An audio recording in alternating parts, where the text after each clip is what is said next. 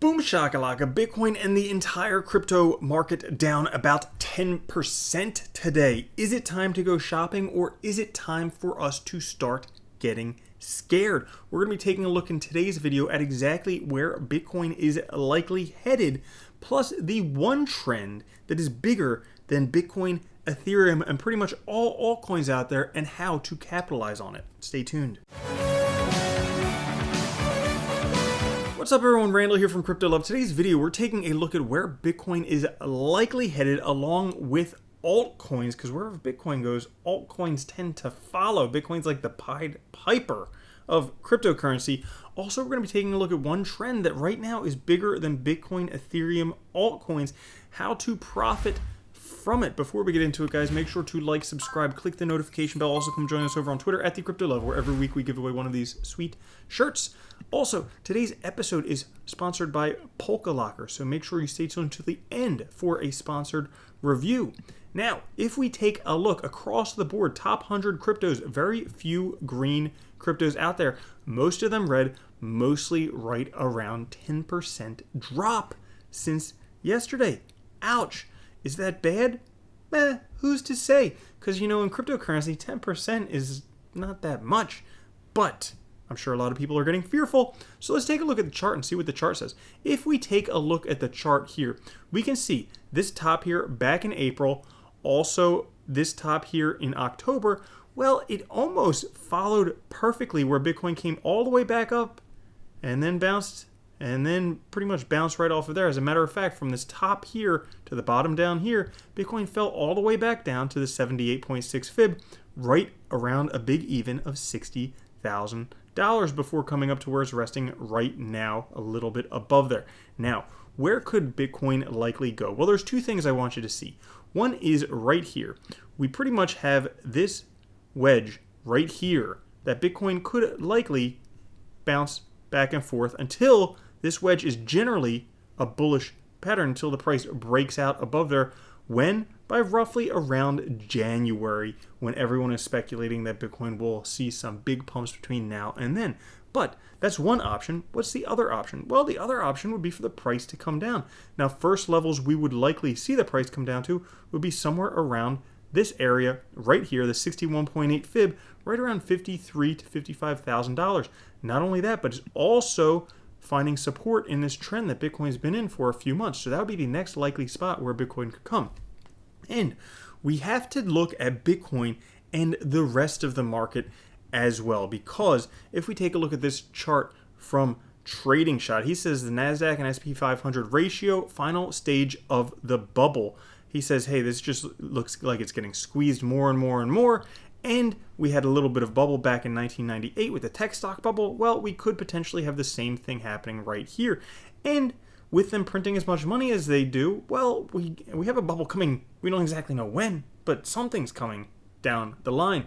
And right now, if we take a look at gold, it's about to regain its status as an inflation hedge. So this is gold versus the consumer price index. And we can see this giant cup and handle forming right here. We've actually completely formed the handle. Now price likely would go up from there.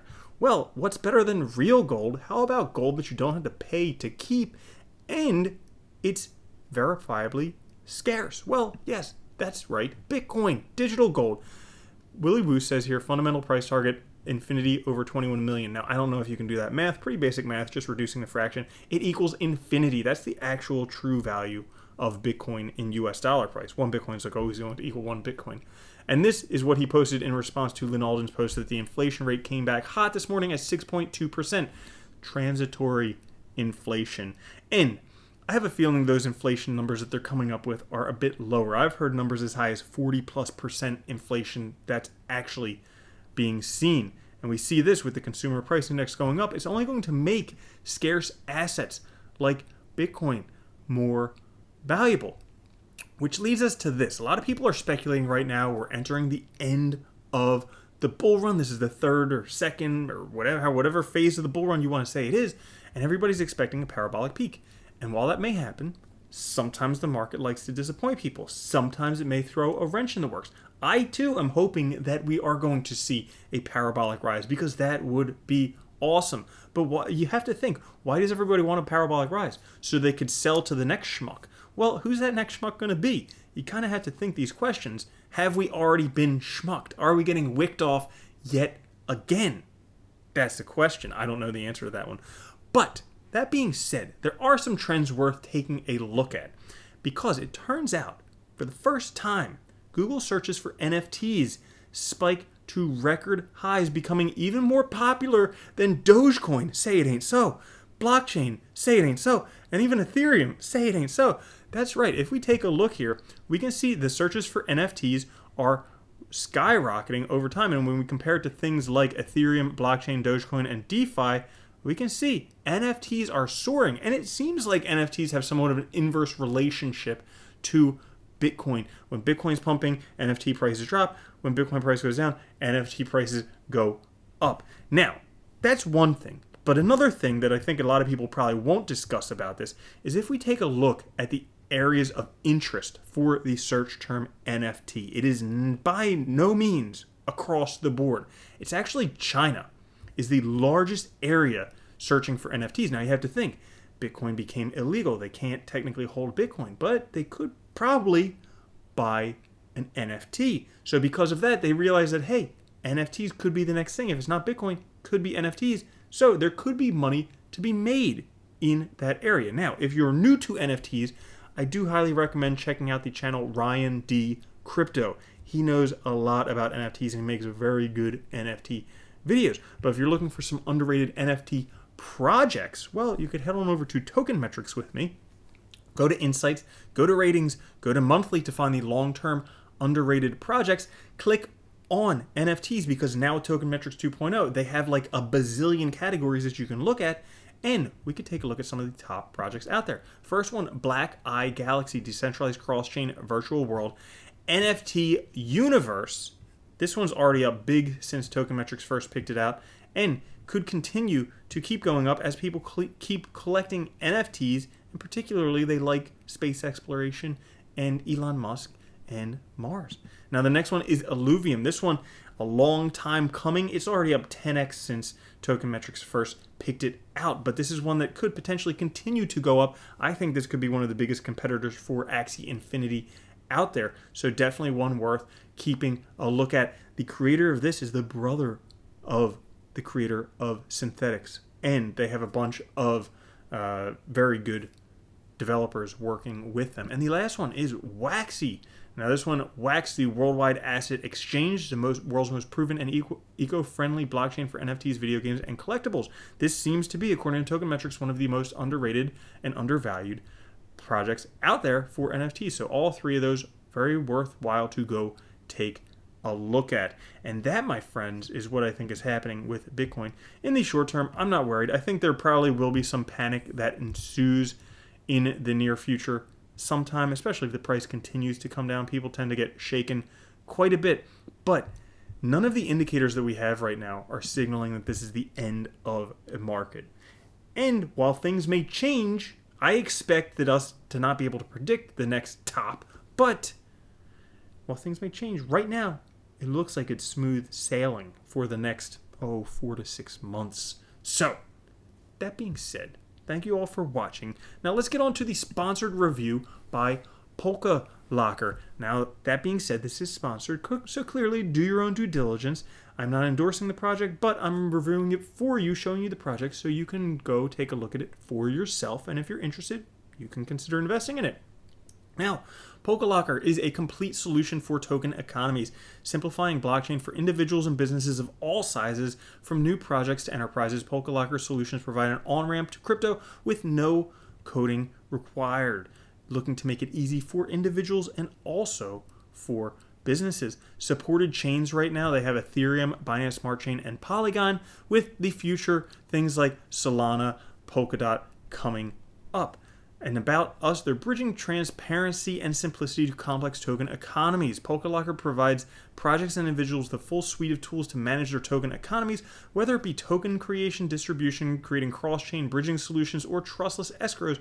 polkalokr has you covered. polkalokr lowers the barrier of entry into the crypto space, making blockchain accessible to everyone through simple plug-and-play cross-chain solutions. Now they have 4 products here. They have Bridger, Locker, Swapper, and Minter. So let's start with Bridger, connecting token economies across multiple chains. Bridger is a white label solution for projects that want to go multi-chain. Bridger not only provides users with a bridge, but can also be used to deploy audited token contracts for secondary chains if needed. Bridger is decentralized and non-custodiable. Projects maintain control and can pause, unpause the bridge, as well as blacklist specific addresses, providing additional security to their tokens' economies. Through polkalokr's bridge mining program, LKR token holders can earn a share of bridge fees. Find out more on the staking page. Now they have Locker, event-driven token distribution. Locker is highly customizable, multi-chain token locking platform designed with the end user in mind. Users can create complex token release models within a few clicks.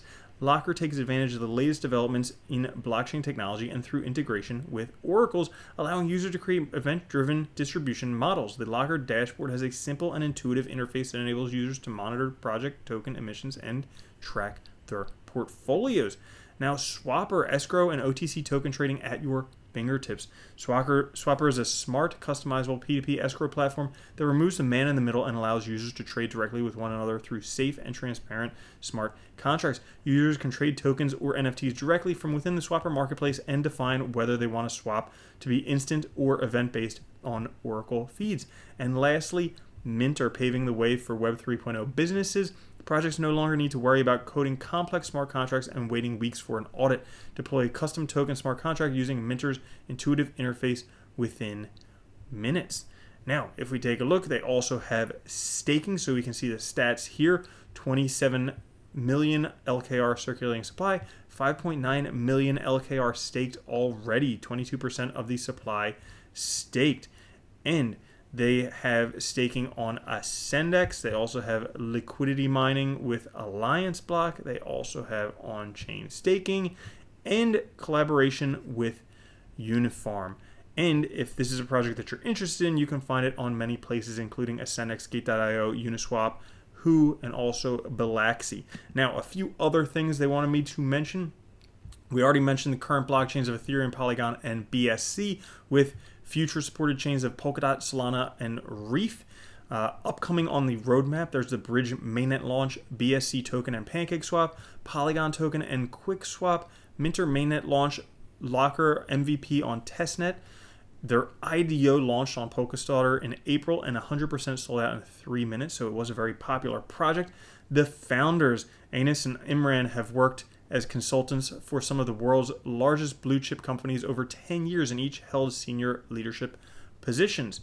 Now, a few things that you should know about each of the projects they have. So Minter is fully audited and built in collaboration with Hacken mainnet this quarter. Bridger, the testnet, is live mainnet deployment within the next week. At the same time, they'll launch their BEP20 and Polygon tokens and launch pools on PancakeSwap and QuickSwap. Locker is the most advanced token locking distribution platform in existence. Oracle event-driven distributions is something not seen before. Testnet and Q4. And Swapper, the ability to swap locked tokens, allows projects and investors to release equity that's tied up. The non-circulating supply of most projects is greater than the circulating supply and worth billions, trillions of dollars. Swapper creates an entire new digital asset class where investors can speculate on the price of locked tokens. So guys, that in a nutshell is everything about polkalokr. We have Bridge, Locker, Swapper, Minter. If you want to find out more, you could check it out on their website, polkalokr.com, and also the links down in the pinned comment. Thank you so much for watching. If you did enjoy, make sure to like, subscribe, click the notification bell, and I'll catch you later. Peace.